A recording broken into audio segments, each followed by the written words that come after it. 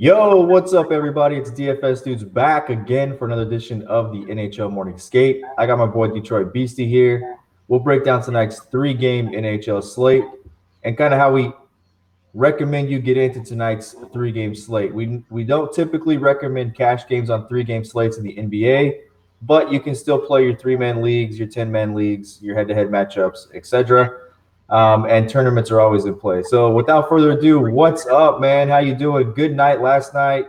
All the lines that you gave out came in the green. They all cashed. Again, lines that were given away in your hot pucking stacks article. We've got a couple more days to do that, and then next week they're going to be part of our paid membership program. So take advantage now. If you've been taking advantage of them, you've probably made a nice profit over the last couple of weeks as we've been dropping those lines. How you doing this morning? Snowed in. Yeah. Thanks for having me. I got everything I needed to do done at work yesterday, so I'm free and clear today to be with you, Jeremy, talk with all of you that are listening, and provide some good content in my articles tonight. I'm so psyched for a nice little three-game stack. It's my bread and butter, always has been. Yeah, I like short slates. Shorter slates you can get, you don't have to be so thin with the exposure, and you could stack up in a lot of different ways and kind of cover all your bases. So 3 and 4 and 5 game slates I've always kind of liked myself. So one last thing before we get into it, if you haven't already, make sure you click the like button below and subscribe to this channel. Click the alert so every time we go live with these videos, you'll be notified in advance.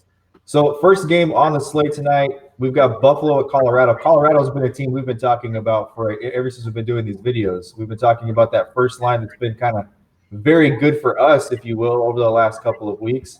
Tonight, Buffalo is at Colorado. Colorado minus 210 in this one, and the over-under is 6. So Vegas expecting some goals. And I think in your article, you like 2 stacks from this game. Is that right? I do, yes.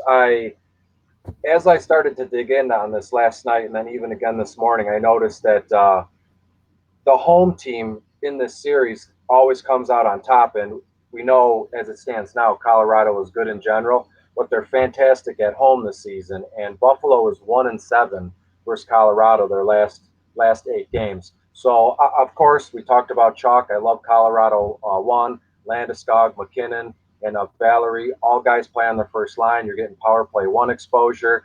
And with the over under at 6, I think it'll be a push. I think Colorado wins 4-2, 5-1. And as we start to dig into the slate a little bit, you'll see that I like Colorado 4 as well. It may be an odd thing because Mark Barbero, Camaven, and Logan O'Connor, all three play on line 3, and only Vladislav, the center for Colorado 4, plays on power play 2. But when you start to stack these high-priced Colorado 1, Vegas 1, Pittsburgh 1 is also on the slate, we need those cheaper stacks or cheaper one-offs, to set our lineups apart tonight.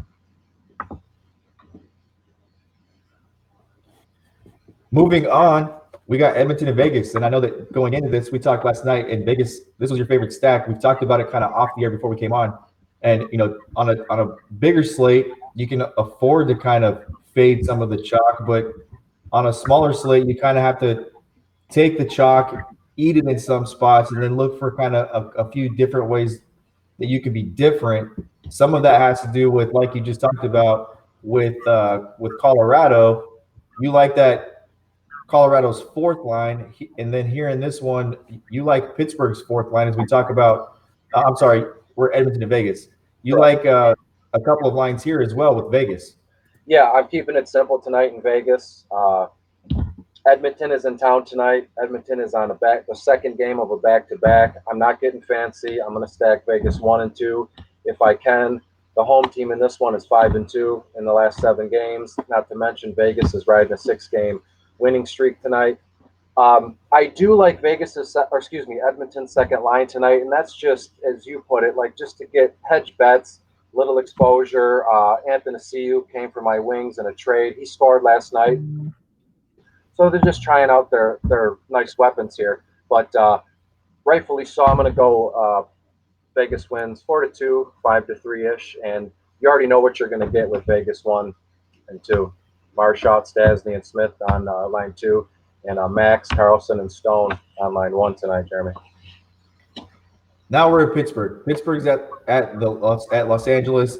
Los Angeles, the worst team in the Western Conference. Do you think that Los Angeles is somewhat like the Golden State Warriors from the fact that they're not a good team, but when you talk about fantasy production, when you talk about being able to keep a game close and maybe not get blown out and keep it competitive, would Mm-hmm. you put the Kings kind of in that same category? From a record standpoint, they're terrible, but from a Yeah. competitive standpoint, they can keep a game close. There can be a lot of good fantasy goodness from both sides in a game like this. Maybe the over unders up a little bit in this one. There's a 6 over under. Pittsburgh is minus 133. What are your thoughts on both sides of this? No, that's it. You're absolutely right, because just from like a casual DFS player or just a casual hockey fan, you'll think, well, Pittsburgh is in Los Angeles tonight at the Staples Center, and at a glance, it's just a lopsided game. But when you start to look into it and dig in a little more, you'll find out that the Kings against the Penguins as of late, and they've won. The Los Angeles Kings have won 4 of the last 5 games against Pittsburgh. So taking that into account, I'm still liking Pittsburgh 2 and even Pittsburgh 4, which is Pat Marleau, Jared McCann, and Hornquist. You can kind of mix and match line 4 and get him in there. But I wouldn't go all in on Pittsburgh, especially their first line, because the Kings will be competitive tonight. And would it surprise me if the Kings won? Yes and no, although I still see Pittsburgh winning tonight. I'm just not going all in, and I'm not that comfortable, you know.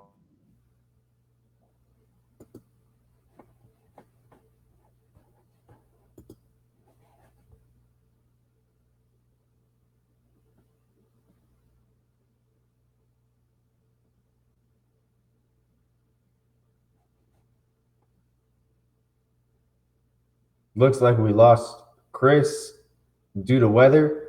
Hopefully, you guys are able to get the rest of that information. If you haven't yet already, make sure you check out Hot Pucking Stacks at DfsCheatSheet.com. It is up now. It's a full breakdown of all stacks. We'll be back again tomorrow, hopefully with better weather from Detroit and not a situation like we had today where we lost him. He's in the middle of a snowstorm, so we apologize for that. Again, DfsCheatSheet.com. Check out Hot Pucking Stacks. He's been on fire, ladies and gentlemen, on fire. He's got free lineups in there again today.